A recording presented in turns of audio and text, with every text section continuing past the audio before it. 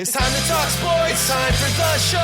When you hear this song on the radio, it's time to tune in, better act fast. Let me get that autograph.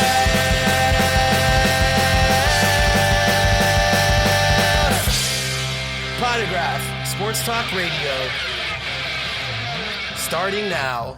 What is up, everybody? Welcome to the 150th, holy cow, 150th episode of Let Me Get That Potograph. My name, of course, is Drew, or the DH, and joining me, as always, my co-host, Scott Rappaport. Scott, what's up, dude? Drew, are you 100% positive this is the 150th episode? Because I know there's been a couple of miscounts I in the past. 1,000% sure. I am 1,000% sure. You went back over the last week and listened to all 150 episodes, or 149 existing episodes, just to make sure we got the count right. Yeah, because no, we didn't. We don't bring out this lineup of guests for nothing.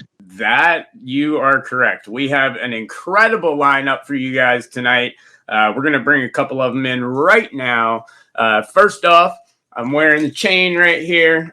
Tonight we got the chain on with my man Stu. We got Stu's card in honor of him hanging out on the 50th tonight. But the man who makes these wonderful products and a guy that you guys saw at the Mint with me.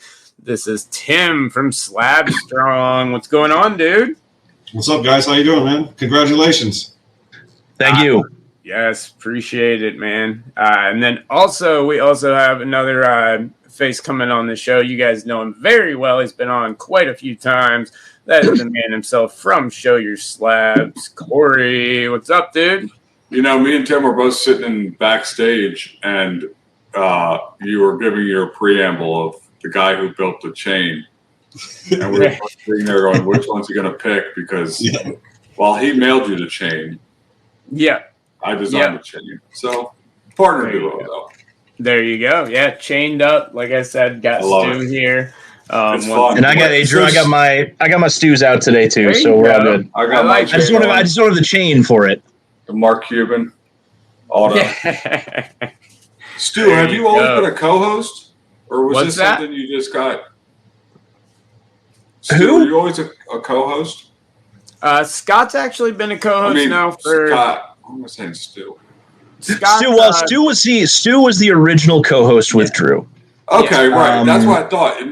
Right, because I came on right after the Christmas episode that we did, 6 months ago. You came with the tuxedo and you had the glass ball. And I brought back the ice ball. I was gonna make that a separate introduction, but I guess now's as good of time as any to bring back. I guess it's a world famous ice ball. This was all everybody was talking about. Is that the same one? Well, because then I would be impressed.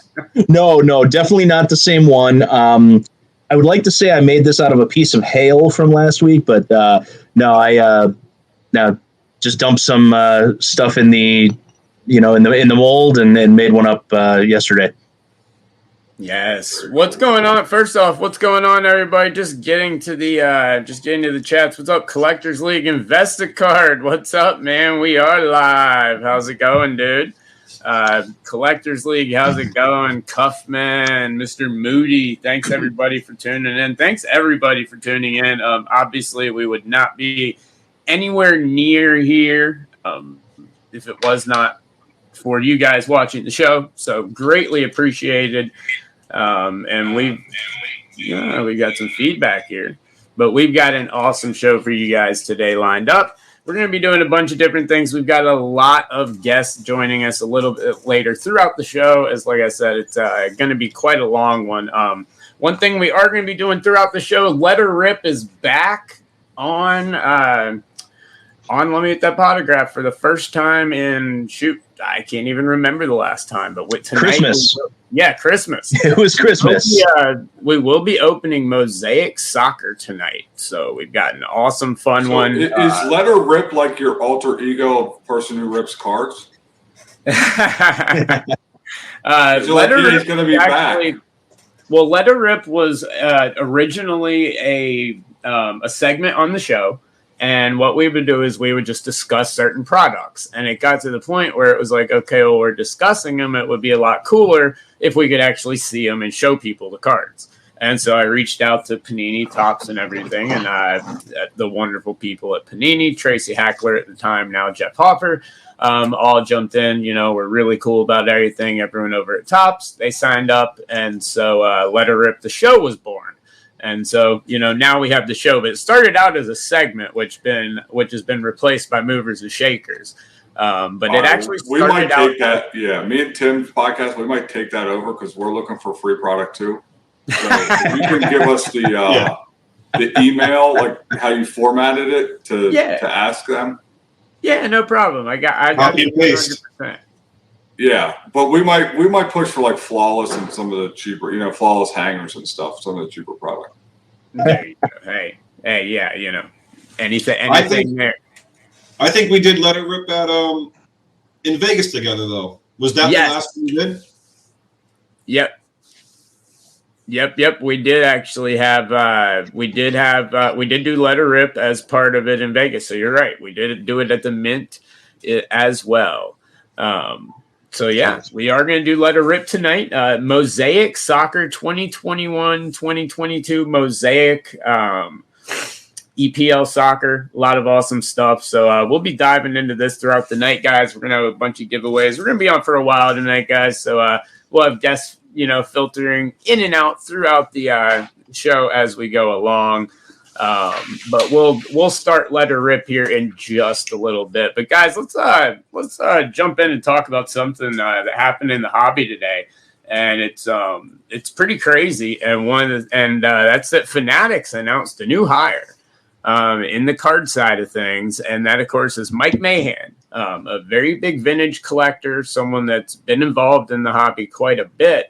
But he's basically taking over, from what I can see, a lot of Luber's role at Fanatics. I mean, it even said the Zero Cool brand, which was Luber's baby from the beginning.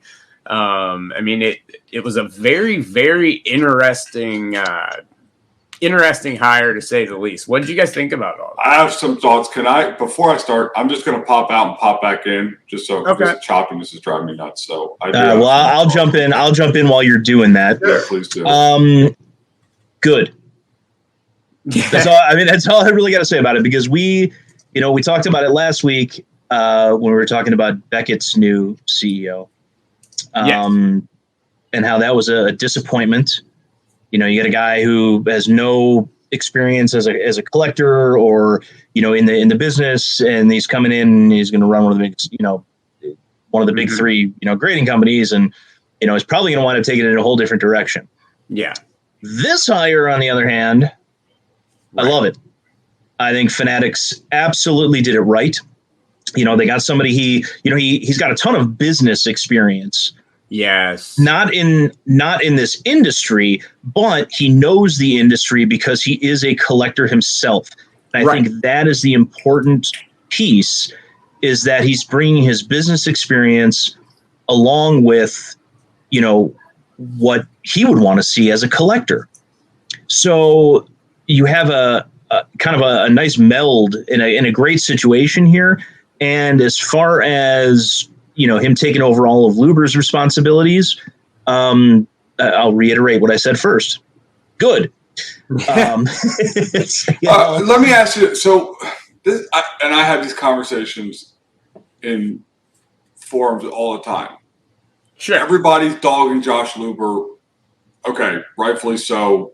Zero Cool maybe wasn't people's thing, but really, what he was hired as the chief vision officer, whatever that name is. Yeah. I don't think he was I don't think this hire is nothing out of what was scheduled, structured to happen.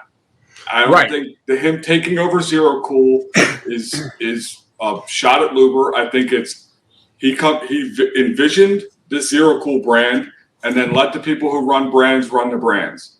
Now, all the conjecture about he's getting clipped and all this stuff, I don't, from everything I've heard, his whole thing was not to be the CEO, which people that, run companies and see structure of companies is that's the nuts and bolts guy. That's the guy who's going to make the day-to-day, the processes. Obviously, yes, vision of the company mildly, but if you already have a chief, to me, I don't know. I feel like there was no win with Josh Luber, regardless of what he did, and questionably, whether or not people like the pairing with Gary Vee because he's not liked in the card space at the current moment, but everybody was pumping him when he was pumping everything. So, it to me seems like this was always the structure. If you guys, I mean, maybe differently, and it's good to hear that he's actually a vintage collector because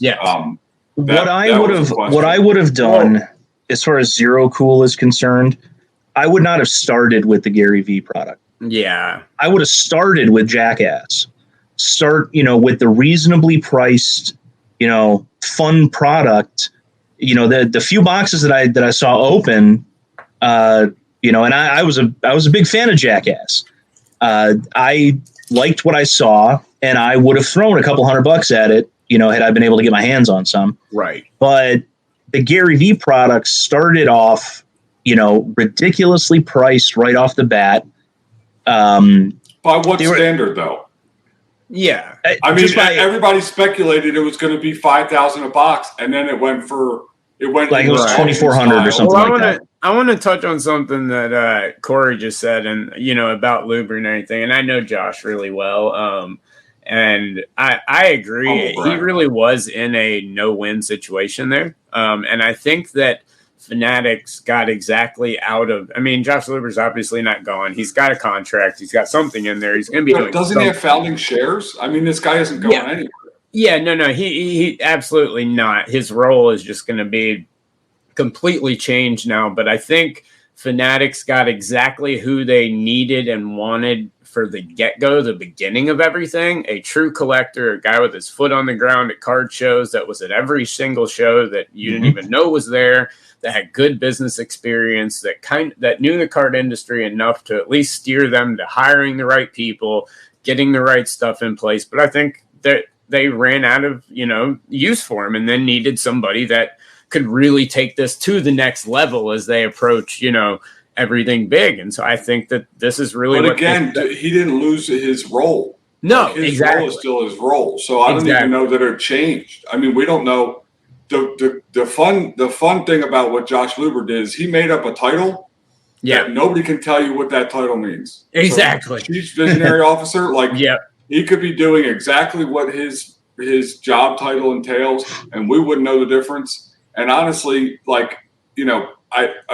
think they had a CEO, an interim from what I understand, and this was just the next hire in the, process. To me, I don't know, Tim, if you feel differently, we have these conversations all the time too, and they're always great to have. But like I said, I just think the Jackass thing was proving the concept of the reverse Dutch auction. Right. And that was the Gary Vee.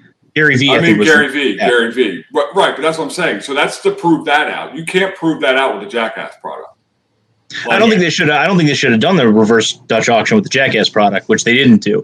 But I don't think they needed to start off with that. I mean, Panini already had proven the reverse Dutch auction works with the first off the line stuff. They don't do that. It's complete opposite. Yeah. Panini does a Dutch auction where everybody pays what they went at.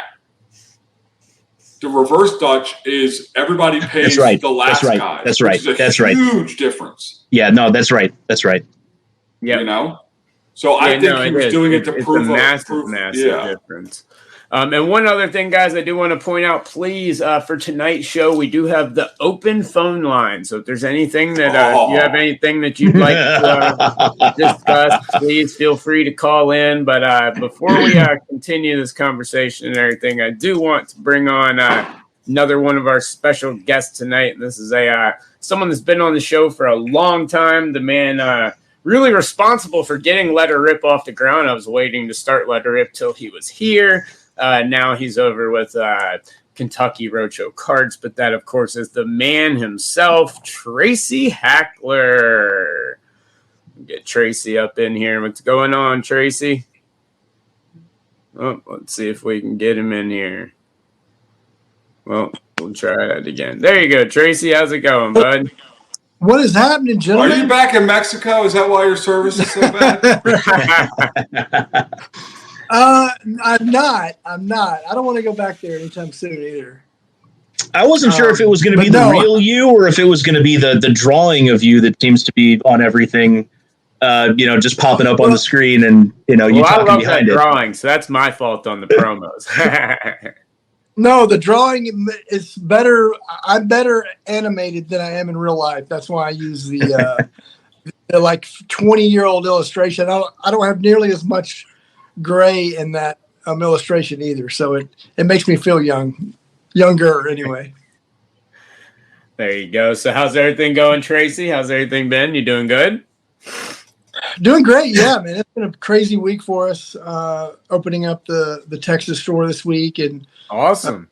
Showcasing the masterpiece that Corey there had so much to do with. My dumbass, I should have been down there this week. You had all those celebrities and superstars down there. Right. I came down, there was no power. I didn't even get to see the thing full. That's true. Yeah, he did all the hard work, but he didn't get to see any of the results. But dude, everybody is blown away by it, and it's and they should be. I mean, it's unlike anything I've seen. I know you've done similar style, similar type, similar inspiration, but nothing like that. No. Yeah, nothing like that. Tracy can't. I mean, he will say it because he's a good marketer, but anybody, and I'm not saying it to pull, because I built it. It's not even just my part of the store. There's so much cool stuff in that store that, like, my piece is one of them, but it's a destiny. Like, anybody who's into cards that can get there at any point in their life, it's something to see, and you won't regret it. And a guy like Tracy to look what I was doing and go, like, give him a shot, and that to me kind of proves that he's in this hobby with hobby people, understanding. Obviously you've been in it so long, but you never know, switching from like the corporate Panini side to the hobby side, how, you know what I mean? But every conversations with Tracy is as real as they come, and if nothing else, just to go see all the cool features there. Well, Tracy, why don't you go ahead and plug the new store? Yeah. While we're at it here. Yeah. So Texas Roadshow in Mansfield, Texas opened officially. Yesterday. We had a really, really cool kind of VIP sneak peek night on Tuesday night. Went better than I could have hoped. And that kind of VIP sneak peek probably only works in a few places. Dallas is one of them because obviously the Texas Roadshow's here, but so is Panini, so is Beckett, so is Leaf, and so are some cool athletes. And so the other stores, we still have 2 more to open in this kind of first wave in New York next month and California probably later in August. And the same type of VIP sneak peek probably won't be as conducive there, but we're really pumped. It's been when I left Panini to join Jimmy Mahan at Roadshow, we had 1 small shop in Lexington, Kentucky, and like 3 empty buildings, and so it was a little bit kind of not daunting, but it was just you didn't know how it was going to take shape. And now we have two stores open. We got 1 opening up in a month, and so it's all starting to come to fruition, and Jimmy's vision is starting to become reality, and it's really cool to watch. And we're excited. Mansfield is a suburb, not necessarily convenient to the Dallas area. It's not crazy far, but to echo what Corey said and what Jimmy's mission is to have destination shops. Right. And Texas Roadshow certainly is, and we think people won't mind having to drive a little bit to see what it's all about. No, so you got New York coming up next month. You got California coming up at some point, late August maybe. Mm-hmm. What are the plans after that? So great question. Kind of not off the radar, but maybe a little behind the scenes. We actually launched in Bogota, Colombia last night. The global domination. Yeah. right.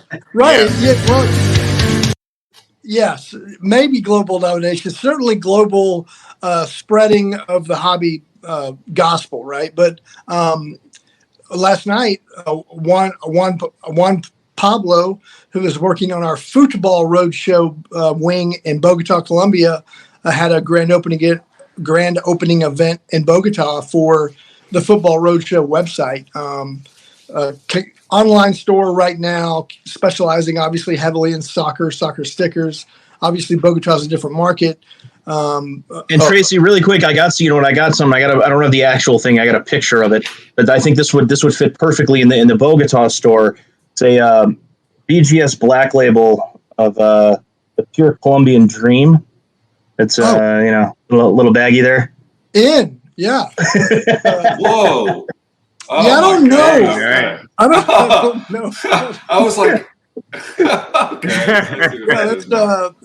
We like to think that the Football Roadshow is the new Colombian Dream, but yeah. But yeah, but Jimmy's mission's always been get a franchise of shops across the U.S. But he's made no bones about wanting to go international with some things. Bogota, Colombia is kind of our first toe into that water, but Sure. I wouldn't be at all surprised to see Jimmy expand to the UK, Barcelona. I was actually gonna ask you about that with the focus on football or soccer. Yeah. Latin America is big down there, but the choice to go there as opposed to going to to Europe somewhere, whether it's England, where Premier League is kind of the dominant European league, unless you're in Spain, in which case they will tell you that it's La Liga. But there's also soccer obviously is massive over there. So why the Latin American focus as opposed to the European market? So the easy answer is Jimmy has worked with Juan Pablo Duarte, who's based in Bogota, born and raised, and then ended up going to college and then went through a master's program with FC Barcelona, sports master's program with FC Barcelona, but roots in Bogota. And we wanted something that we had somebody that we trusted on the ground there who knew the ins and outs of the business world over there, the media, web provider, all those things. So this is more or less Jimmy's lower risk way to kick the tires on the concept. And then, but no bones at all about, he's going to have a shop. There's one of the main things I learned about Jimmy is he's got big vision.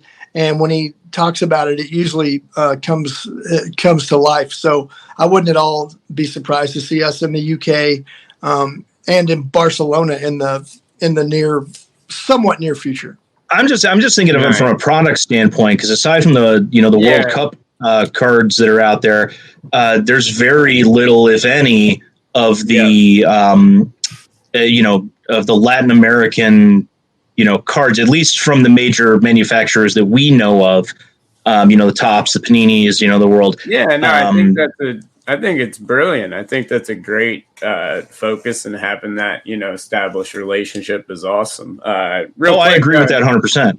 Real quick, shout out to Gangster Big Joe. What's up, Mike Gio? What's going on, my man? Oh, the famous sports card. Yes, nonsense guy. That's big to have him in here. I mean, I don't know what that. I know, Gio. Feel free to call in, my man. Watching a basketball game. We got the. I'll put the I'll copy the clipboard and add it in. If you want to come on the show as well, feel free, my man. I have one question for Tracy. Hold on before we do real fast. But while we're discussing and talking and everything, we are going to do Let Her Rip. And so one real thing is when we started Let Her Rip, of course, Tracy, you were the one of the main reasons that this even started. We did Let Her Rip together before you left Panini, actually, at the National on the main stage. It's the last National together, and pulled some awesome UFC. But while we talk and since it's been a lot about soccer, we're actually going to be opening, thanks to Panini, 2021-2022 Mosaic Soccer. So we'll be ripping into that while we continue tonight's discussion. But go right ahead. Sorry to interrupt, Corey. No, it's your show. I'm interrupting you, but I'd love to get Tracy your thoughts, because now you can sling it, right, and you can speak with the truth, not about the business world and the hobby world. Like, so the Luber stuff, you see, obviously the name of the CEO. Your opinion on the whole thing? Being a card guy, from card manufacturing, I know you have a bias. Panini is your path, but you understand what they go through and what the processes are of a card company that's been up and running. What, like, your thoughts on the new hire, and is he related to Jimmy? That is a great question. I don't think he is. I think we would have known if he was. But I didn't think about that. I didn't think about what people might think or assume about that. I don't know much about him, quite frankly, but I think he's wanted to be a part of the sports card landscape for a little bit, and so I don't know a whole lot about him. But the whole Fanatics thing, I never felt like it was a negative thing. I always felt like they saw something in our little niche industry that had exploded to new heights, and they wanted to be a part of it. And I think a lot of that is good, because a lot of the growth of the marketplace has been from sneakerheads and private equity folks and stock market folks. And I don't think that's a bad thing. And I think they've done their due diligence, obviously, in going about kind of building their company the way they've done with acquiring Topps and launching kind of a non-sport or entertainment thing with Zero Cool. Who knows what will happen eventually with Panini, if they're still doing it, or Fanatics is doing it. They're doing it through Fanatics. I don't think anyone really knows, but I think we all have some suspicions. And I think personally, just my opinion, I think personally what's going to happen is what I felt like was going to happen all along, was not too dissimilar from what happened when Panini came in and acquired the assets of Donruss, and they continued a lot of the same brands, a lot of the same names, had a lot of the same assets. They just did it under Panini. And I think ultimately I got to feel that's what's going to happen with Fanatics and Panini. And that's something, Tracy, I've been saying for a long time is that I thought Fanatics, was going to make an offer, or make a play to actually buy Panini, because doing it now gives doing it sooner before the Fanatics contract kicks in, gives them additional years of slightly better revenue deal than their contract does, because they don't have to share it with the players associations. It's a bigger piece of the pie. And I think that's the reason that they bought Topps, was because it gave them an extra 3, maybe even 4 years of, increased revenue compared to what their deal is going to be, once the Fanatics contract kicks in. So I was under the impression that, it would be a smart business decision for them to, shell out some cash and just buy Panini outright, or at least, Panini America, outright. But the longer it goes, the less money they'll be willing to spend on it, because you have fewer years of that increased revenue. So maybe, I think you're probably right, is that they're going to wind up buying the intellectual property. Eventually, and which I think would be really cool, because I would love to see an MLB licensed version of Prism. Mm-hmm. Yeah. I would also, and I can't wait to see Topps Chrome come back for the NBA and for the NFL. I think those are going to be absolutely, amazing products. But likewise, I think the same can be said about some of the Panini brands. I would love to see a licensed Flawless Baseball. Yeah. Licensed National Treasures. I think those would be just absolute monsters. No more Costanza patches then.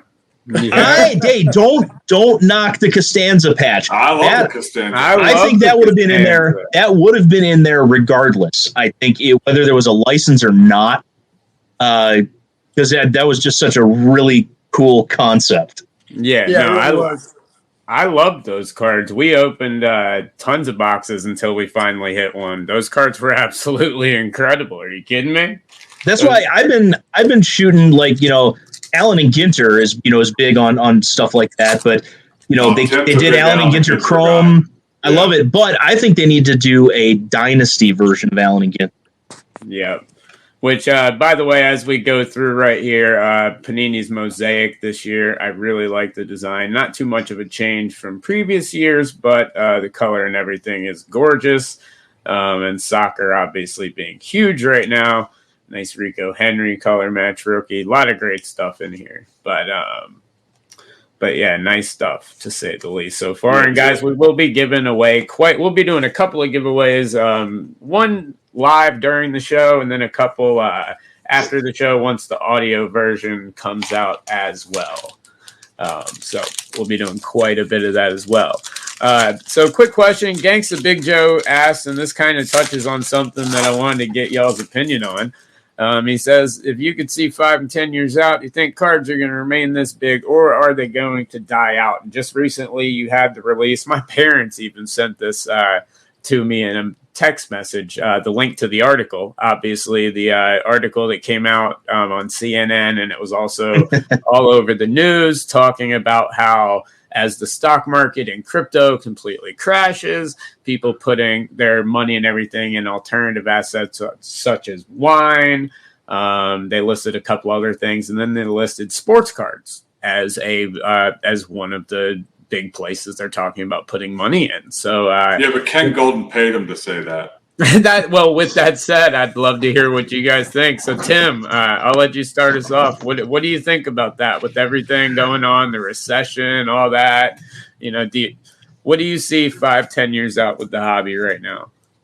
I mean, maybe in a couple of years it's going to be tough. People are possibly, myself, I'm doing less ripping of retail and going right after the guy that I want, the guy that I collect. Right. But in terms of 5 to 10 years, so I'm still spending money in the hobby, right? It's just going to more of eBay sales. 5 to 10 years, I just think the space itself is going to be so large where it's going to make up for whatever inflation, whatever we go through. The space itself is going to get larger. The Roadshow gang, you see what happens with Fanatics. Like, they're not – all these guys are not planning to fail, right? And there's just so much big guys behind it. I think we're going to be fine. And I think they could pump this thing for 5 years. This just reminds me of, right before the boom from a couple of years ago. You had guys like Gary Vee and some others that were saying the exact same thing as, hey, invest in cards. And we had this huge boom. Yeah. And then like what comes with every other boom, you have a scaling back to reality. Right. So the question is, what is CNN trying to pump? Right. The person that wrote this article, it was a woman, by the way. What is she holding on to in her collection? Yeah. That she wants to be able to get top dollar for now. Yeah. And then this, the other big question, the big elephant in the room. Does anybody really trust CNN or care what they have to say anymore? No, but it's fodder for a headline. And in my opinion, the 5 to 10 years. So with the recession and everything, all this is going to do is going to weed out the people who weren't in it to be in it. The hobby does need to get to a point where it's not invest in this and be 20x next day. Right. It needs to be invest in this. In 10 years, you could see a pretty healthy return in the big blue chip stuff. But what Fanatics, and they're already doing it. I'm seeing it on my social media, on my Instagram. I go scroll down, I see a Lids ad. and it says, Mm-hmm. hey, do you want to get this Dwayne Wade jersey? Scroll over. Right. Dwayne Wade hat. Scroll over. Dwayne Wade PSA 10 Scripps Mosaic Auto.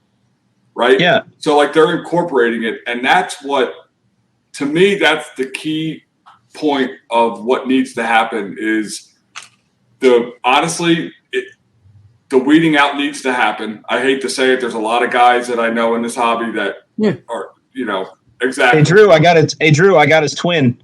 Nice. There you go. I did one box and pulled the exact same auto. Oh, very nice. We've actually had some nice stuff in here. Mason Mount Silver. That's not the same guy. No, that's not this Tim. That's not the same guy. I've only showed off autos. See, the guy's just the same guy. But see, that's the thing, right? This stuff, it needs to get to a point, and there needs to be more structure. There's too much of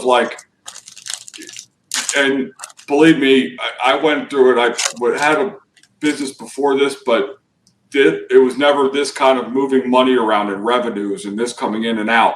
Right. There's going to be a lot of people that are going to answer to the tax man when he comes knocking, and it's because a lot of people became businessmen. Yeah, Tim. He's got a bookkeeper. He might be better off than I am, to be quite honest. But, there's just a lot of people that became businessmen off of a collection, right? And so that all needs to consolidate. And the roadshow cards and Chris out in Boston that's doing big night breaks. He's got multiple shops opening that have a structure. All has a centralized location where product comes in. They know where it's going, coming out. You don't want, ultimately as collectors, we don't want to think about that side of the hobby, but you got to be able to bring stuff down to a level where people can make their 10, 20, 30% to make a good living, and not this if I don't make 100 times, then it's not worth my time. No, right. And I have been a dealer for 15 plus years. And that picture you showed earlier, or cards? Cards. Yeah, no, exactly. I had to think about that for a minute. I'm only on glass number 2, and hey, the ice ball is still very good size. There you go. I incorporated as a business probably 12 years ago with that. And that's something that a lot of guys don't think is how do you manage the financial side of it? And you're right, the tax man is going to be coming for a lot of people. Yeah. They just don't know it because they're, what they thought was a hobby and was classified by the IRS as a hobby, with the amount of money that they're making, it has definitely turned into a legit business. And I've got a feeling that once the IRS catches up, because we all know that they're really far behind, that there's going to be a lot of auditing going on. Yeah. And I don't feel bad at all for, especially the flippers, the guys that are, lining up at, at Walmart and Target and stuff like that to, buy out all the blasters of Prism football and things like that. I don't feel bad for those guys at all, not knowing what they've gotten into, because you've had guys like 5 of us that have been preaching for years. Well, maybe not Tracy, because, you were on the manufacturing side for a long time, but, the rest of us, have been preaching for a long time that, look, you guys, you've got to treat it like a legit business. If you don't have an accountant, you don't have a book, you go get one. Yes, it's going to cost you money. However, it's going to save you money. It's going to save you money in the long run because they're going to make sure you get everything done right. Well, Tracy, what do you think? Through all this, I think, look, the market exploded so quickly, and I think Corey nailed it. Where the people who were in it for the one year glam effect and major instant returns on their products, those people will become disenchanted and go. But I think there's so many new collectors, not just investors, not just flippers, but collectors who've taken notice of the category over the last 2 or 3 years. who are just sports fans like we all were when we were kids, and that's why we started collecting. And cards now are cooler than they've ever been, ever. Yeah. And not just in the court of public opinion where the influencers love them and the athletes are collecting them now, and celebrities are really into them now, but the cards themselves are cooler than they've ever been in terms of how they look, how they feel, what technologies are being used, how you show them off. Yeah, how you show them off. I mean, everything. So I think one of the things that was lost in that seemingly overnight explosion during the pandemic was perspective. Like we've all been around for quite a while. Like I've been in the industry professionally for 27 years. I know I don't look 27. I get it. I'm kidding. More than half my life though, I've been in it. And so we've seen the ups and downs. We've been on the roller coaster. We've seen the market completely crash in the late 80s and early 90s. But have you ever seen it so high? Never. That's what's crazy to me is that perspective. Like I'd love to hear that perspective. Nowhere near this high. And it really was for a while there during the pandemic at Panini. We would look at each other and kind of our jaws literally would drop at some of the values being realized. And a lot of us who've been lifelong like collectors and then lifelong industry people were just flabbergasted. And it was exciting and it was scary, and it really resonated with me when I would go over and talk to some of the product development guys who made Prism, and they made Prism to be $160 box like they always did, and the boxes start going for $1,500 or $2,000, and that product was never meant to be a $2,000 box, and they weren't excited about that. They were really nervous because there's only so much value they can add to a product with a budget of Prism to meet kind of those expectations. And so, but a wild time, but I think, look, trading cards have been around since the 1800s, so they're not going anywhere. Collectors, no matter how much you adore the NFT space, collectors want to hold it and smell it and touch it and go admire it during the commercial break and show their kids and their neighbors when they come over, and that will never lose that. And the market will soften a little bit, and a lot of people that weren't in it for necessarily the right reasons will go, but what remains from that will be way bigger than it's been in the past. And then the fanatics juice on top. So that's what, that's my hope is like it all gets weeded. And then, I mean, nothing, I have a 5-year-old kid who doesn't know a basketball player necessarily from a baseball. He's still figuring all that stuff out, but he can open a pack of cards and pick out the hit and know that it's a rookie card. Zero concern with value because he just bashed the hell out of the corner of a Luka Expresswave gold numbered to 10. So, but that to me just shows it's still alive and well. It just needs to be put in the right perspective, right? It needs to be put in the perspective of, I don't know. I literally started my business because I got a sub back and it was all financial. And as soon as I got the cards in my hand, it was, I will never sell any of these. I'm watching Luka like he's my fantasy player, and I'm holding my card, and I'm like, well, should I sell now? No.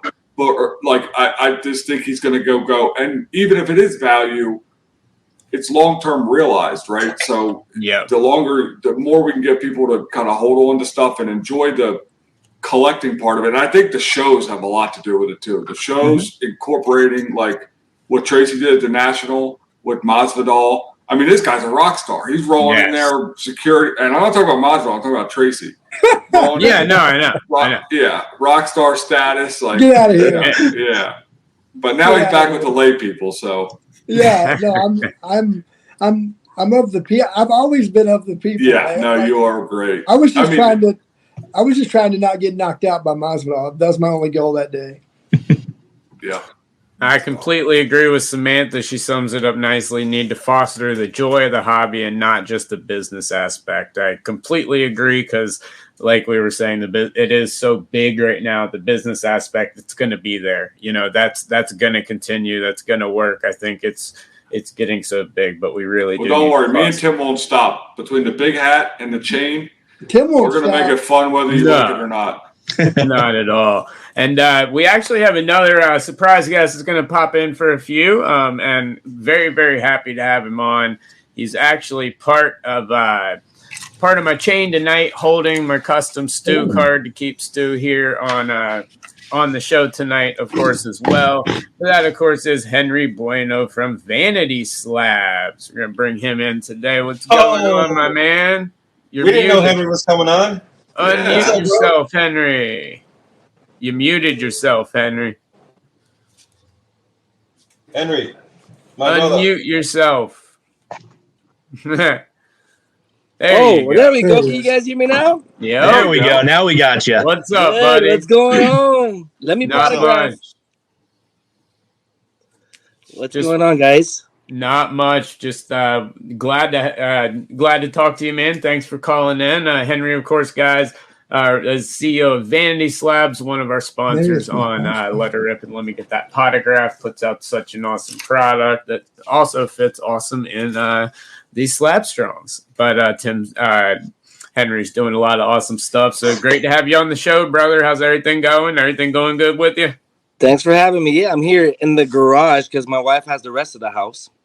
Very nice. I'm in the basement, dude. So you're not. I mean, at least you're above level, right?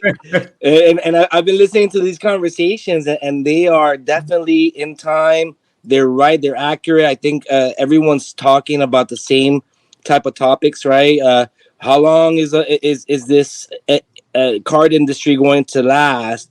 Is it going to hit a recession, or is it time to get out? Is it time to get in? I think it's just jumping into that topic because I wanted to comment. I was, oh man, this is a good topic. Sure. I think that it's going to evolve, right? Over time, when we were growing up, that's why we got into it in the pandemic. I think in our age, the middle age, and when we were kids, we were trading, Mark McGuire, Jose Canseco, Ken Griffey, and then when we became money-making middle-aged men, and the pandemic hit, and there was nothing else to do, we jumped in, and we were back to feeling like kids again. Now I think it's evolving. I think it's gonna it hit a peak of just a spike because of the abnormal pandemic, and it was just the nature of everybody being remote and being bored and saying, okay, where can I invest aside from cryptocurrency? Where can I diversify? And I think that's what the card industry brought.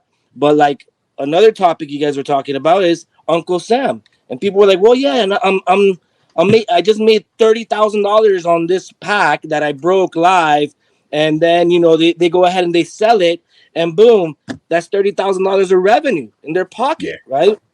They didn't expect that. They didn't say, hey, I'm gonna build an LLC. But the more that we're going through this reawakening of our of collectibles, we're seeing how people are seeing the need to keep their checks and balances, right? And I think that aspect of creating your LLC, which only costs you less than $100, you start, you're able to write stuff off and all that stuff. So I love these conversations. Sorry, I talk a lot. I'm ADHD. I'm just letting you guys know I'm a big talker. So just excited about ADHD is the new term for creative. So I think all of us have it, and I don't think any of us take it personally. So no, not at all, not at all. But the funny thing about like the IRS and the accounting of it is, if you go to an accountant, they're going to in the end save you money, like legally. Yeah. Like Donald Trump didn't get. He wasn't. All these great big businessmen, him aside because of political shit, but. Like, how about Mark Cuban? That's a good one to use. Yes, exactly. Mark Cuban. They know the game. They play the game. Like, you're just playing the game outside the lines. If you play inside the lines, there's ways to, you can write off your bedroom if that's where you're breaking out of. Yeah.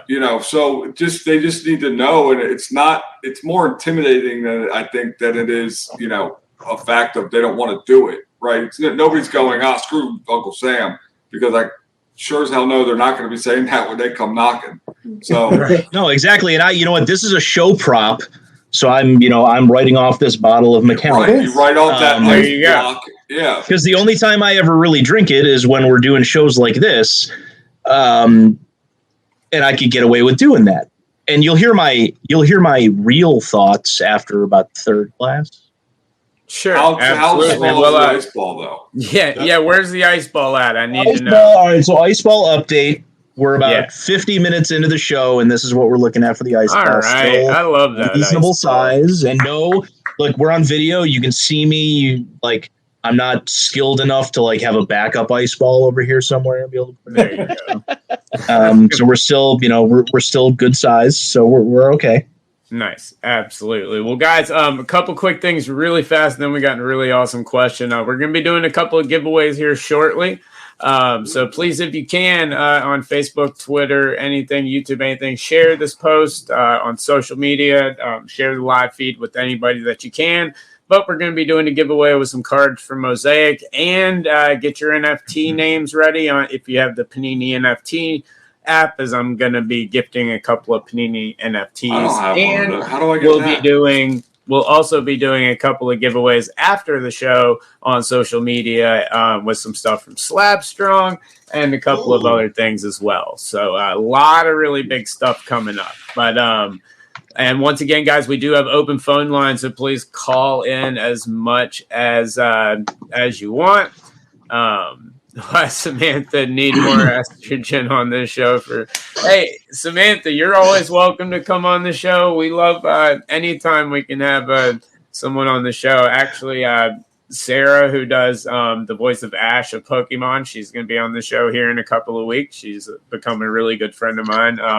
She'll be on, so we'll have we get and I do a couple shows with Suze and a couple other people from Women in the Hobby over on Hobby Hotline and everything. Well, and I can guarantee everyone in this room has a woman in the hobby because they got dragged in by us.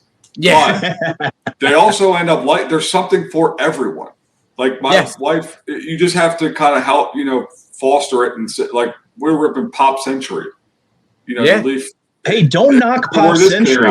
Yeah. I love that. I love that product. I think it's an amazing product. That's the thing to me is finding that commonality, and don't treat it you gentlemen, you guys stay out. It's exactly right. Go.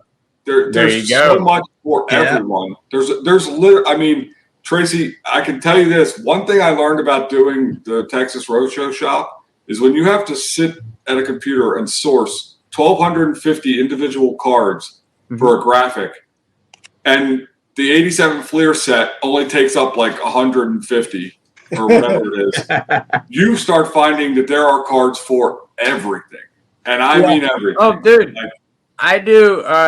I do data entry for Gem Mint, which is PSA's largest bulk submitter. I fly down to Florida. I'm holed up in a hotel room, and all I literally do is PSA data entry. When you've entered in 8,000 Japanese Pokemon cards and 8,000 of the rarest, weirdest stuff in the world, you find in that scroll down bar, you find the most incredible and oddball things in the world. There literally is a card for everything.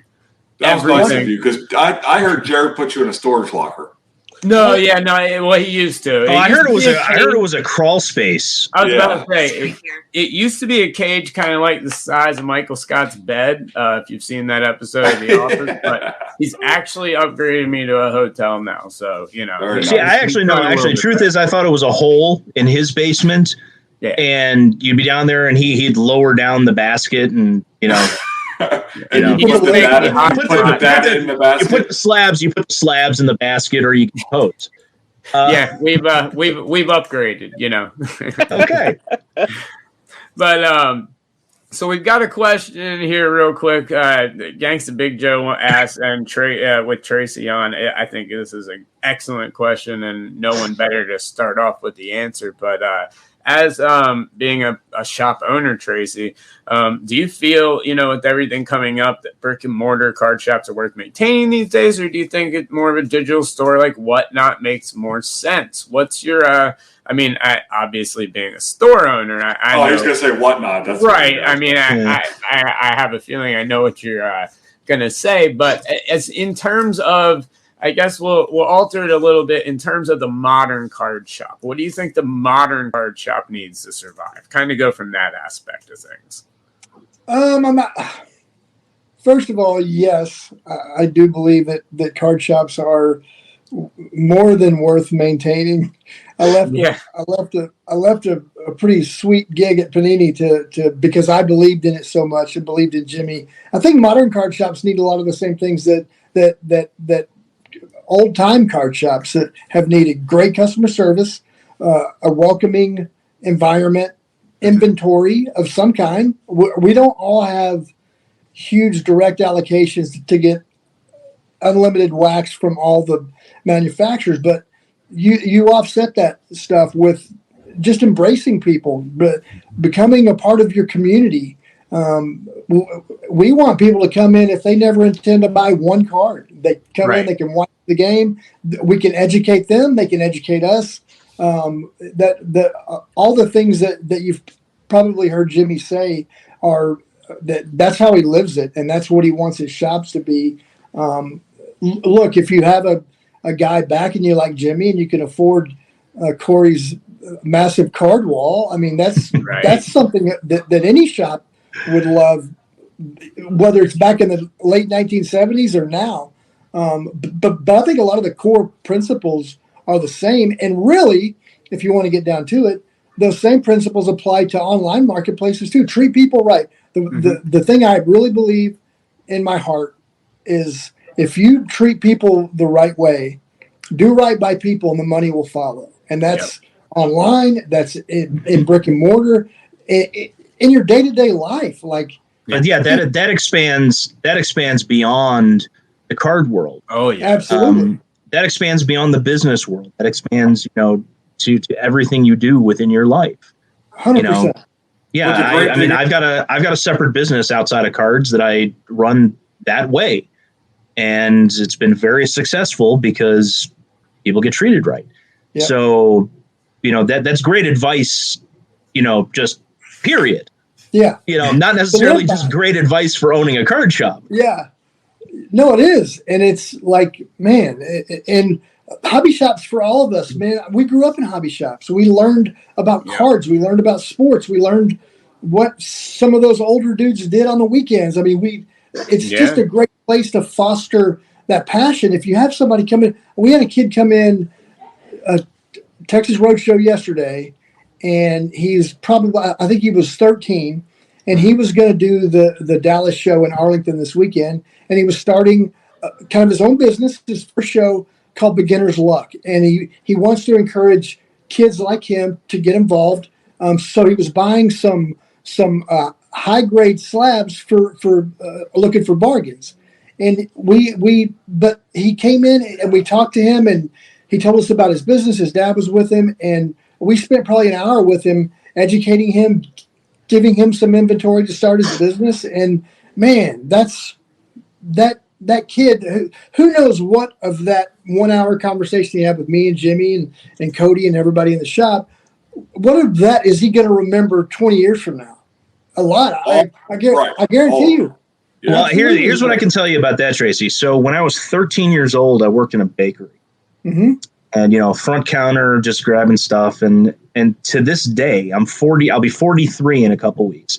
To this day, so it's 30 years ago, I still use everything that they taught me from a customer service standpoint.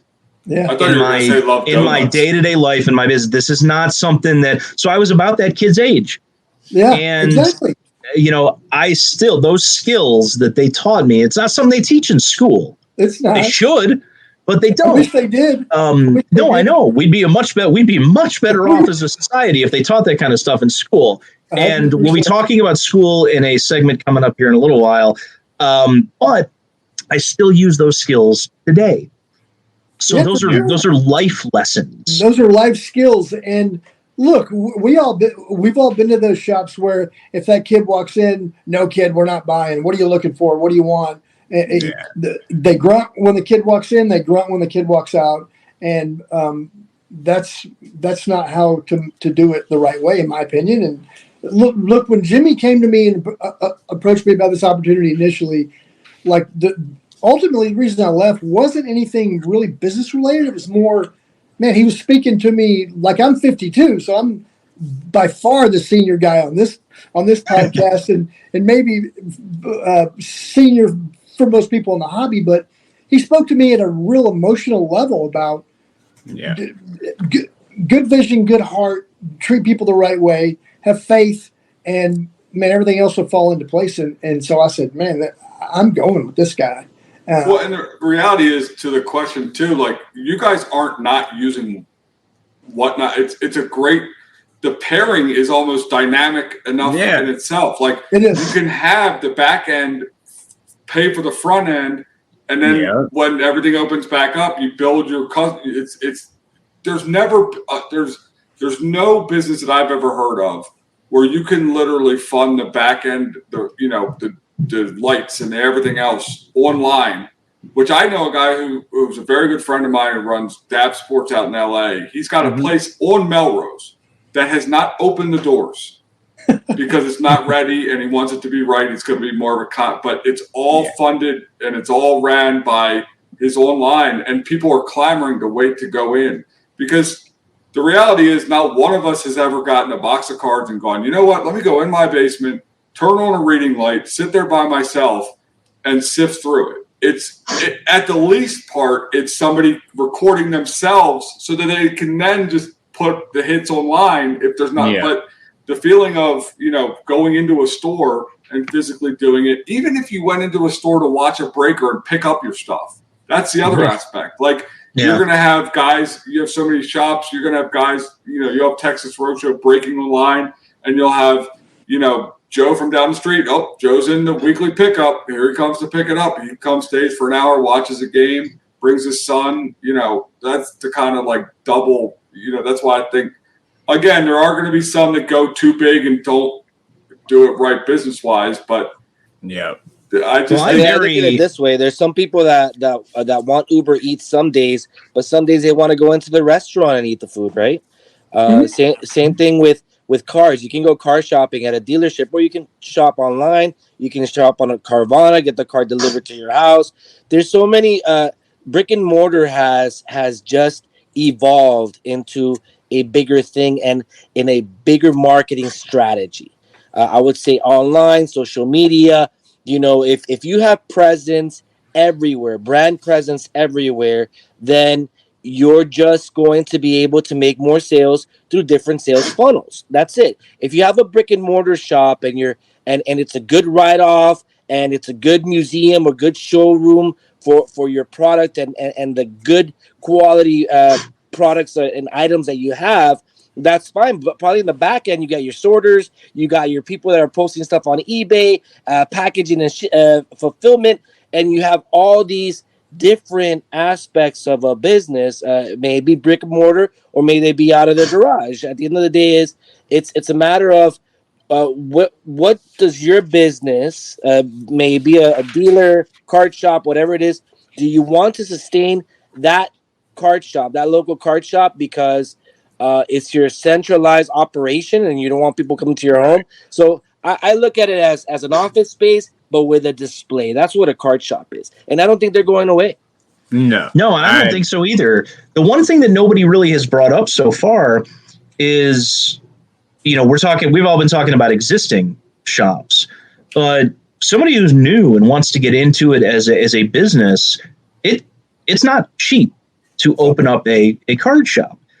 That's the beauty of this industry right now, is with the technology and everything that's out there, you can start small, start on Whatnot, start on, selling through Instagram and Facebook groups and eBay and, things like that, and build the business that way until you've gotten to the point where you can afford to open up the shop or, open up the showroom. there's, you don't have to be I don't have a shop. Right. I sell exclusively online. I do, 5 or 6 shows a year, and then that's it. But if I really wanted to grow it, beyond that point, I could. I just have other things going on that I want to do it. But for those people that really want to get into it, it is using that, those platforms to start your business and then eventually grow it with the goal of opening a shop. That's a great way to do it, because the cost of entry, aside from the product itself to be able to sell, is extremely low. Yeah, absolutely. I completely agree with you on that end. If you have to carry inventory, let's say you're a card supplies, and everything that you have to, that you have an inventory for your business, at the end of the day, you may grow out of your house, you may grow out of your storage space, you may grow out of that warehouse space, and you might want to say, okay, well, now I have so much inventory and I have stuff to show and tell that I want to display showroom for that. So yeah, it's all relative. Yeah. Yep. All right. Well, guys, I don't want to keep everyone too late tonight, but we did have one thing that we wanted to do before we kind of wrap up a little bit. Guys, first of all, I did post in the chat. Make sure to answer. First person to comment where Wilfred Zaha plays for in the EPL will win a giveaway. Tim, do you know it? What is it? From the Mosaic box. But so just simply comment that in the chat, and first 3 people to drop their Panini NFT, if you have the digital app, drop those. I'll gift you an NFT here later on in the show. So drop those as well. Tracy, do you have this NFT thing he's talking about? Please say no, because I don't either. And I love that answer. I love that you don't have the. Yeah, I don't look. Doesn't it stand for not for trade? Yeah, that's what it means. Yeah, for all of us tangible dudes, NFT is not for trade or sale. But it's so funny when I was my former boss at Panini, like he's kind of in charge of the NFT spearheading that for the company. And man, at the end of my time there,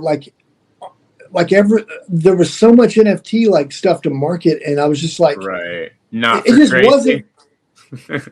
It wasn't it's not for you. Me, yeah, not for Tracy. NFT, not for Tracy. Yeah. I feel you. I could only imagine they were pushing it hard as you were on the way out. So. Yeah, it was not for Tracy, brother. I'll tell you that. That's funny. There you go. Hey guys, we'll start NFTing this show tonight. You can look for it on Open Space. We'll have some stuff on Open. It's not even called Open Space. It's called Open Sea. Yeah, so that's yeah. Ours will be on Open Space. And I only know that because I'm just hearing all these people bitch about how their stuff isn't worth anything. Yeah, Open Sea, Open Space, who cares? Speaking of Corey, you brought up another great point about sports cards or anything that you collect card wise. Is like even when the market softens or the market crashes, the great thing about sports cards is I can look at any card in my collection and tell you have fond memories of it, of the play, of the game, of when I pulled it. Yeah. It never were you traded to get it? Like it's yes. I can't wait. I'm taking my kid to his first show. He's fortunate enough. I mean, me being in the business, so he's got his Zion case. He's got his Zion backpack. He's got like everything top loaded. I get him. He's got slabs, PSA, this, that, nothing crazy, but he's already like devising his plan on what he's going to trade and what he will absolutely not trade. And I'm like, well, you don't say that until you see what else is out there, because but the story behind all that stuff, right? And he's talking Pokemon and like a couple basketball things, but that to me is going to be the most exciting part of this. And honestly, there's a whole nother world of not just cards, but cards leading into it, where I'm looking at my kid who's watching people on YouTube open these little mystery balls of whatever it is, a little toy or something.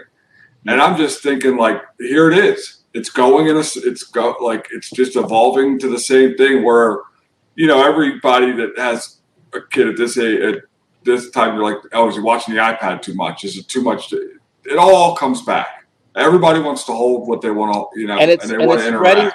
And it's spreading internationally. You have people in Europe, in Asia, in India. I'm telling you, everywhere we're getting like messages from Australia, from Europe, from other Canada, and people are just getting into the hobby, even if they don't watch American sports. Yeah. Just for the collector aspect, and soccer's big, like Drew said. So it's just amazing where it's going. That it's not just something that's happening in America; it's actually worldwide. And I heard Tracy that you guys are expanding to outside of the U.S., right? Which just goes to show, right? Yeah, no, absolutely. And it's the road shows. The road show in Bogota is an online store at this point, but they'll be different because they'll be catered to their specific markets. But yeah, I mean, that's people want it. You all know. I mean, we've seen the explosion in Australia, in Asia, the UK.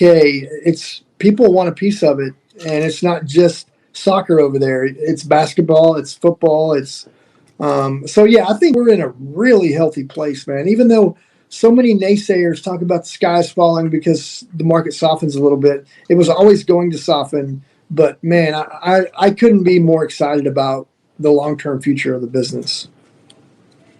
No, I couldn't either. We've actually got a very special guest that's going to be joining us here in just a few minutes before we sign off and everything. We do have one more person that's going to be jumping in here in just a few minutes. I'm pretty excited about that. I don't know if I want to stay on forever. This is. I think. Well, Drew, I think we should move on to that autograph thing we were talking about earlier. Yes. Well, let's do that. Henry, thanks so much for stopping in, brother. And thank you so much for your support of the show and everything. And guys, make sure to check out Vanity Slab. They're right here inside. Thank you so much, guys. I know each and every one of you, and I appreciate all of you. We'll be talking soon. All right, guys. Good night. Thank you, Henry. See you, Henry. Talk to you soon, bud. Thanks for having me. All right. See you, brother. Yes, sir. Once again, that is Henry from the amazing Vanity Slabs. Crystal Coast, close enough, Samantha. It's Crystal Palace. I'll hook you up with some of these cards up on there. Crystal Coast, Crystal Palace. We'll get close. I thought that was the next name of the guest, and I was like, my wife's going to be mad. There's going to be a porn store. Oh, you have no idea what's coming up in the next segment, though. Yeah. Let's do it. All right. So we've actually got we actually may have two guests coming in here in just a moment. First off, we're gonna bring one of them in right now, and that of course is Collectors League. There he is. What's going on, guys? Can you hear me? Yes. Hey, I have to say this is a great group of guys. If we keep guys like this in the hobby, this is going to last forever. You got to be right there helping.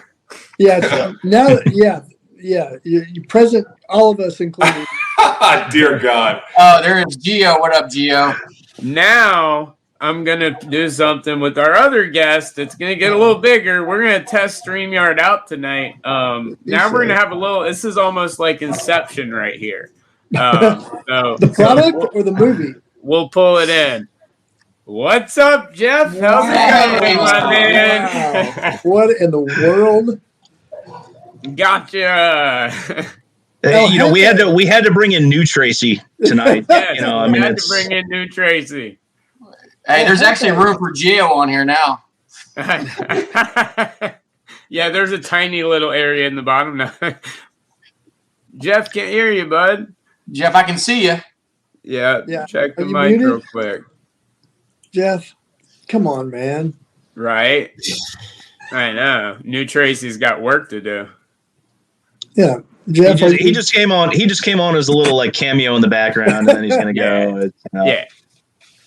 I mean, Gotta check those audio settings. I don't know. It's I lost it. Nope, not yet. Yeah, Jeff too might sell. Hey, Tracy, are you at home? Are you? Yes. Okay, I was about to say, why don't you give us a tour of the shop if you're actually? I would love. I would love to do that. I know that would be great. So I don't have any glass of ice, but I got me some scotches behind me. Oh, Not. What do you? Well, let's show the bottle. Let's see what you got. Yeah, let's see. Jeff will be right back on. Let's see the good stuff. Jeff is a cute face, Gio. You know that. He is. Was that Lagavulin? Yes, it is. 16-year-old Lagavulin, not bad. There we go. I was debating between the Macallan Gold and the Lefroy 18-year. I like them real smoky. This is what I drink. Plastic cleaner. There we go. Yeah, so my brother-in-law has the best. He those what's the word I'm looking for? The peaty scotches. It's the Islay region. He refers to those as it's like drinking a golf course. Yeah, I think they have a jelly bean that tastes like that. Yeah, the great thing about this is when I take a bottle of this with me to a party, no one drinks it, so I don't have to worry about it. There you go. Yeah. Now I've got a couple of people that I bring that with in the what's it called? They'll drink the the Islay stuff and the Lefroigs and the Lagavulins and stuff like that. I just want something a little bit smoother tonight. I like it real smoky and real peaty. What happened to Tracy? Did he fall? No, he'll be right back. He had to do a timeout. He'll be right back in one moment. Is Samantha saying we can write off the scotch? Yeah, it's it was something I mentioned earlier when we were talking about taxes and stuff like that. So. Yeah. Well, Tim, you don't think Tim's writing off that big hat? We got a bunch more on order. I know, right? That hat's growing other hats. I mean, pretty soon. I was telling Tim earlier that in the genius of advertising, at this point, I'm pretty sure I could take a mannequin with a beard and that hat and the hoodie and like just kind of hang next to me at shows and walk. Put them on roller skates. What was that? Hold on. There was a movie that came out late 80s, early 90s. Oh, Weekend at Bernie's. Yeah. No. It was the one. It was either. I think it was a Wayans Brothers. It was a Wayans Brothers movie. Yeah. I'm gonna get you, sucker. Yeah. Was it? I'm gonna get you, sucker. Yeah. With the big hat, you gotta have a big hat. Gotta have a big hat to get in here. That was man. That was. I don't remember that from I'm gonna get you, sucker. But that seems like it would fit. Great film. No, that's what Drew over here is he's OGing right now. Just another case of one too many gold chains. Yeah, you know how it is, man. One too many gold chains. That's how do you go to the bathroom with that thing on? All right, so while we wait for Jeff to come back in, we did have one thing we were going to do today just for a little bit of fun. Scott, we've been opening a lot of OTE. Scott's been opening up a lot of OTE, and since these are kids, and one of the big things about it is education and everything, we figured we'd see how their handwriting was done. Yes. All right. So not everybody has the same kind of quality signature as Ken Griffey Jr. and Randy Johnson and Richard Petty. Yeah, exactly. So, I wanted to showcase a couple of what I think are signatures, not from OTE, but just as a good example. So I'm going to put this up here right now. Jordan Alvarez. There you go. Nice I think I love that signature. He's one of the younger guys. I think he's definitely good. Is this a way for you to brag? No, not at all. Not at all. Okay. Neymar. Neymar's got a solid signature. And then I want another guy, Luis Arias. Oh, that's nice. Really clean, nice signature. And then I just want to do. We'll go with Nico Horner is another nice. There you go. Nice now signature. Show some rough ones real quick. Oh, this is the whole reason that I wanted to do this segment, and it works well because we're on video. Going through the OTE stuff, and I've come across a couple of guys that actually have really good signatures, like Amin Thompson. Solid, for a 16-year-old kid or whatever. I think it's a solid signature. I think he takes the time, he treats it right. You get a couple of the creative guys, this Devontae Cobbs. It's small, but he's got his number in there. I give that, I give that like an A-, B+ for signature. Bad. But then here's another good one. This Jazair Jackson. And I hope I pronounced the guy's name right. It's little scribbly, but it's good. He's young. You can tell he's young. He's young. He's got the whole thing there. We're actually gonna pull Inception back in and pull Mr. Jeff back in. What's up, buddy? Let's have Jeff. Kind of. I want his feedback on this one too. I'm glad we can hear the raspberries. First off, back on the with those, then we get into guys like Jalen Martin, who it seems was never taught cursive. Right. I don't think they teach cursive in school anymore. No, I don't think they do either. Now, I do give him credit. It's first initial, last name. I think last name. It's all there. But then we get into guys like Tyler Smith. The public school system clearly failed this kid. Yeah, there you go. That is his signature right there. It's the mark of Zorro. I'm not entirely it does sure. Look like Zorro. This is almost as bad as the Cam Reddish signature from a couple years ago where he just drew a line. Yeah. You remember that one? So this is so what I think needs to happen, because this program is all about education in addition to, just teaching them basketball and playing ball and things like this. They really need to focus on the handwriting aspect. These kids are going to be signing, assuming they make it, they're going to be signing thousands upon thousands of cards. Well, you saw Damian Tracy Lillard. And Jeff, you guys know this better than anybody else. They need to work. They need to work on this. What do we? Well, you also saw Damian Lillard. Corey wants the Tracy Hackler signature. Nice. You did see the Damian Lillard, the Jalen Ramsey video of the stickers today of everything that he's signing. So if you make it, then it's going to be a ton that you're going to be signing. But now that we do finally have you in here, Jeff, welcome, my man. How's everything going? It's going great. Thank you for having me. Congrats on 150. That's awesome. Yes, sir. Thank you. And is that Tracy Hackler I see? That is. This is twice in 1 week, Tracy. I know, it's like my lucky day. It's like my lucky week. I get to see Jeremy and Jeff twice in a span of 3 days? 2 days? There you go. Well, this was a goal. I wanted to get Tracy and new Tracy on at the same time. So I'm glad we could accomplish that on episode 150. Yeah, Jeff is. Hey, look, Jeff already has a nickname there that's way cooler than any nickname I think anyone has ever had. There's El Jefe is his name on the podcast there. So I'm kind of jealous. Scott Crucia is very reluctant to call me the boss in Spanish. Just for there it is. Where does that? Yeah, I'll go with it. Yeah, that's a good signature. There we go. Speak of the devil. Look at that guy. Look at that young nice auto. Again, when you're looking through 1,250 cards to put on a wall, you get desperate. I mean, not desperate. You get No, you get desperate. No, those were key pieces. Those were well thought out placed, not at like 2-3 a.m. in the morning where I'm like, okay, this doesn't go behind the card. Hey, Corey, I thought so much of my own card. I sent Jeremy a check out my cards labeled version. I know. I put it in there. Yeah. Of my own card. Yeah. It was great. I was like, he doesn't even own his own card. He's got to go find it on ComC. And he refuses to buy it so he can actually scan it. Can I pull that card up on Card Ladder right now? Oh, no. There's you want to talk about the card that suffered the most with the market softening? Is mine. Hey, at least you guys have a card. That's true. Exactly. So, we got nothing. Yeah, no, nothing. Well, yeah, Stu's got one, but custom. Alan or anybody or Panini if you want to throw some podcasts.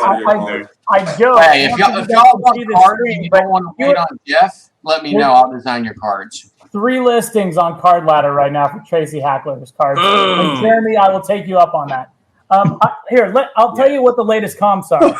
So there was a sale in 2022 and it was $34.33. That's dude. That's pretty solid. Yeah. And it's a pretty consistent comp because in 2012 it was 29. I'm going up. In August of 2012, it was almost $47. Well, can I take this off, Tracy, and add yours? Nice. I was about to say, man, you're over Bowman pictures and everything, man. You're flying through. It's well, the one in 2022 was my wife. The one in 2012 was my mom, and the one in the middle was mine. That's smart. You got to follow to be, the family, but there so had it to be doesn't look somebody like out there who market bought manipulation. one or two just to complete the set. Yeah. Yeah, I'd like to think my card was like the Tim, what are you doing? The one that got dinged up on the corner with the rubber band on it. Well, but there's guys like Tim Carroll. You know, Tim's a friend of ours. Yeah. Tim has put together a master set of all of the non-baseball player autographs from Allen and Ginter. Yeah. There's got to be somebody out there who chops them up with scissors. Yeah. Well, no, he doesn't do those. He doesn't do those. This guy Tim Carroll, he takes cards and just. But there's got to be people out there that are looking to complete that set, and they need the Tracy Hackler card to do it. Well, go on ComC because that's where apparently it's for sale. You can find it on ComC. Look, I was honored. That was actually Scott's idea for the National one year. And I was not going to say no.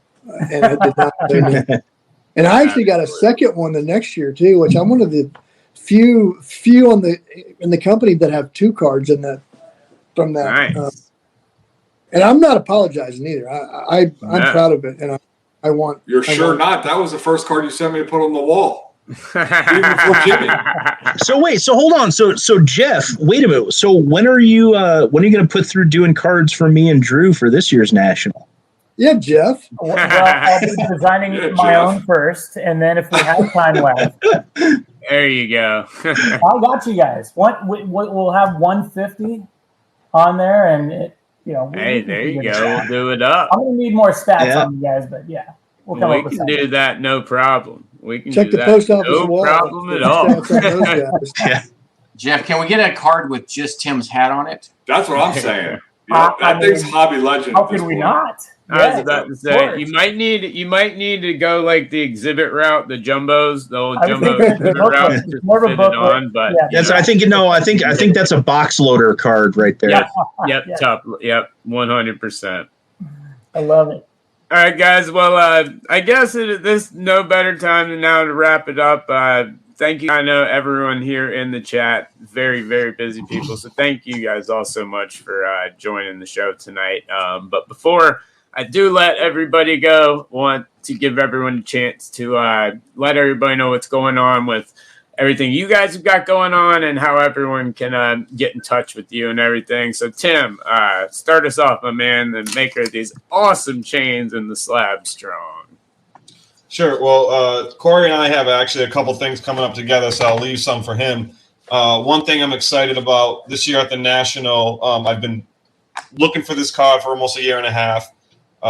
Collectors League Jeremy's also involved. But we're trying to give back this year at the National. So I was able to get my hands on a PSA 10 Pat Tillman. I made a special American flag SlabStrong for it. And we have a couple of outlets. We just have to make a decision. But this year we'll be auctioning off, and 100% of the entire sale will go to Signature for Soldiers at the National this year. And so that's what I'm most excited about. And Corey's helping, Jeremy's helping. A lot of guys are going to be involved, and more information will come out. But and then on top of that, Corey and I have a bunch of cool stuff coming out doing together. So I'll let him say some of that too. But this weekend we'll be at Red Bull Arena doing stuff at Tops. Guy Mark Zabla at Bleecker Trading bringing us out there for an event. Guys. Oh. Nice.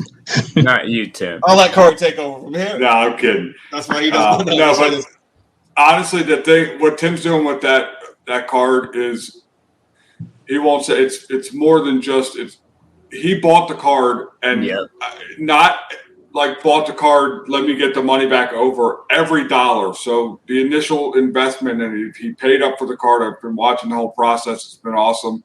It's really going to shine at the National. There aren't many, pure charities than veteran ones, especially to me personally, but for him to go ahead and do that. I think this really needs to get the hobby push that it deserves. So, and we're working on that kind of stuff. We do have, the Red Bull event. We actually, obviously the road show was a huge thing for us. And then we're doing an event with Corona at the MLB All-Star game. Nice. Where that, again, is what needs to happen. The hobby connection, the card connection to the at the games, at the stadiums. That's what's going to grow this thing. And me and Tim couldn't be more excited to be chosen to help. So if you're in Cali, we'll be out there during All-Star Week. And then that leads right up to the National where, we'll all be set up.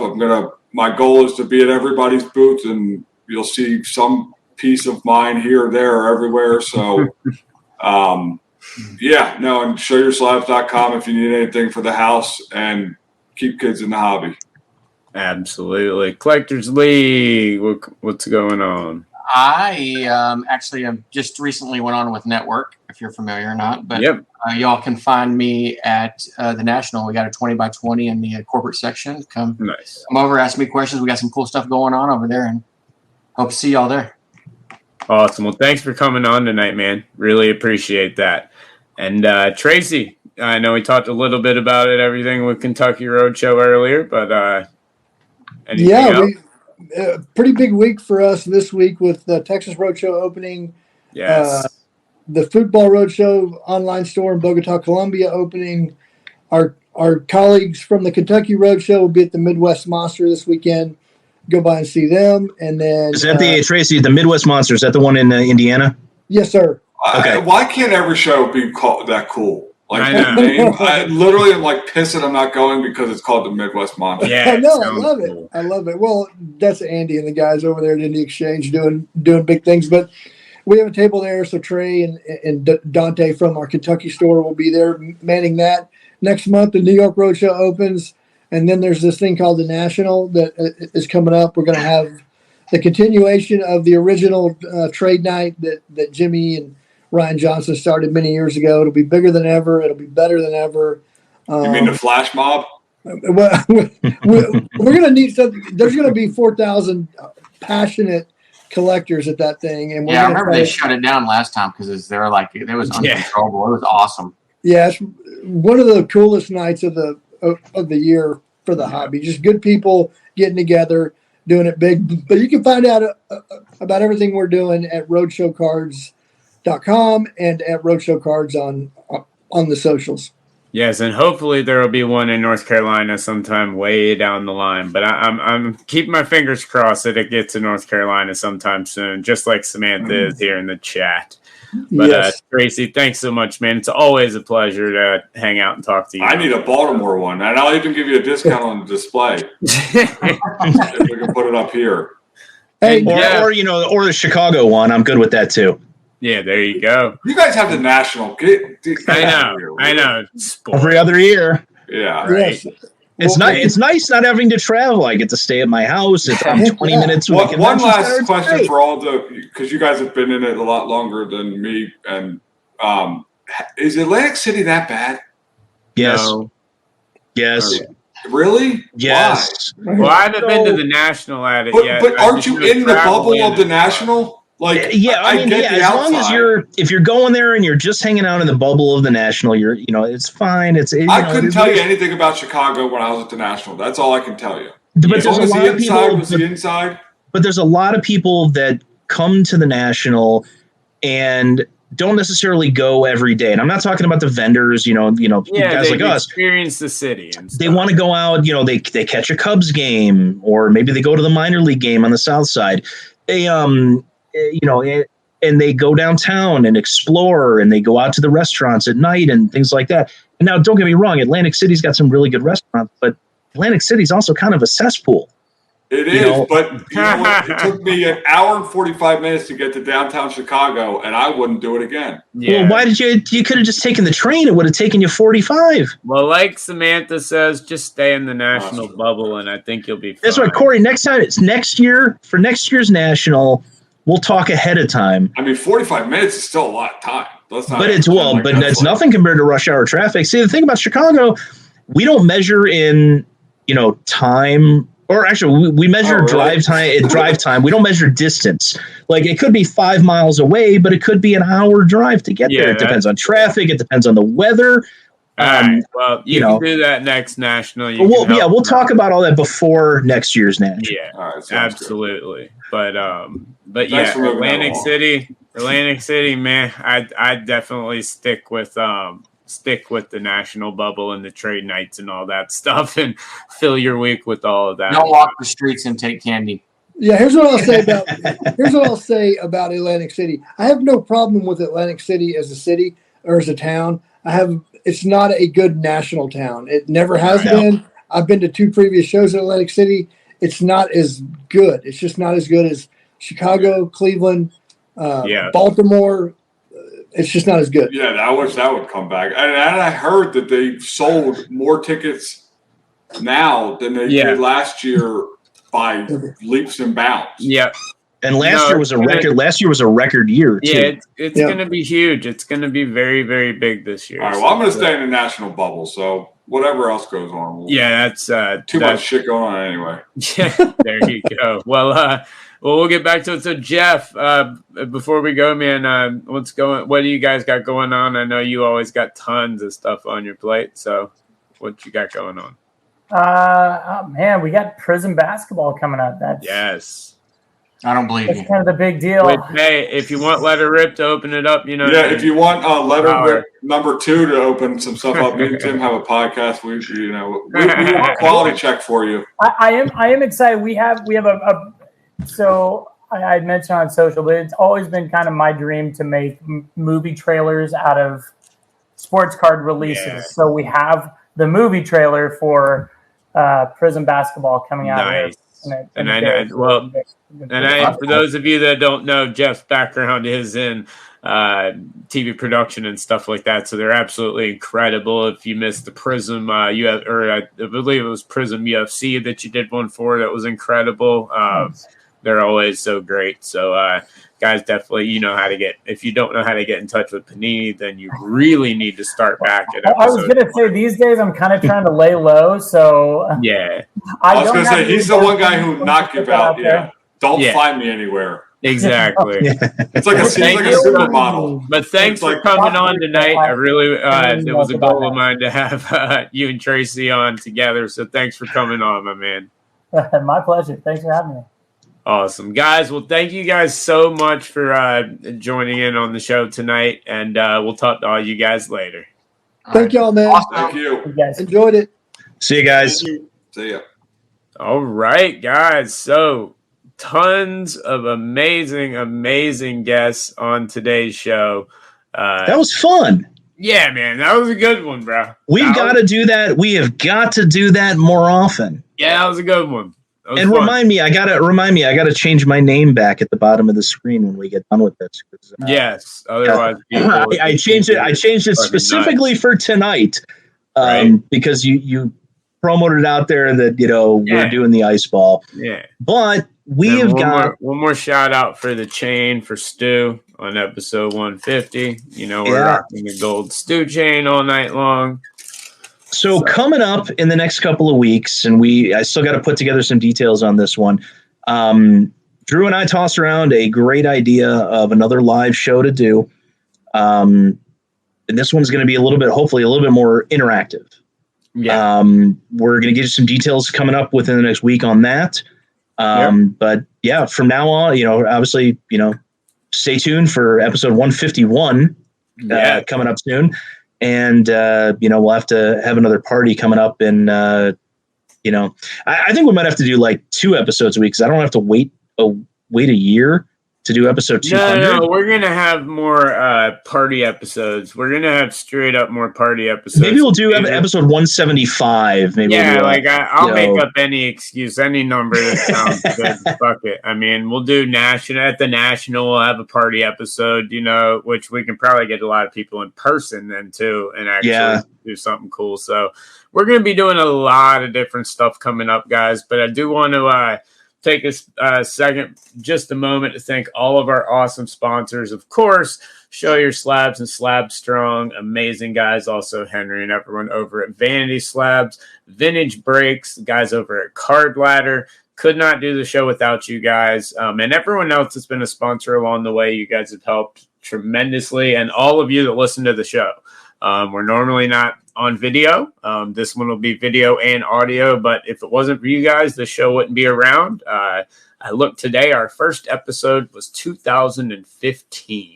It was before. It was the preseason of week of the NFL in 2015, and here we are today in 2022.